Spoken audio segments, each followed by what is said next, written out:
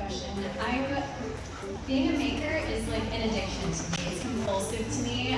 My friend said it's my copium because every time I get really sad, like I have this Lily of the Valley instrument that I made, and I just went through a period in my life where I was just really sad and I felt so hopeless. I was trying so hard to fit into the software engineering role. I was trying so hard to stop making my silly projects.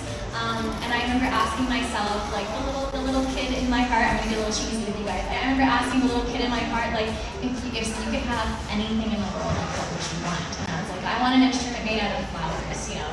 And like just the process of making it and the process of using our hands, like really brought me back to earth and like reminded me why I just feel so lucky to be able to make these crazy, wacky, whimsical machines. Yeah, to me, it's something that I couldn't quit even if I tried, and it's something that like it feeds my heart like every single day.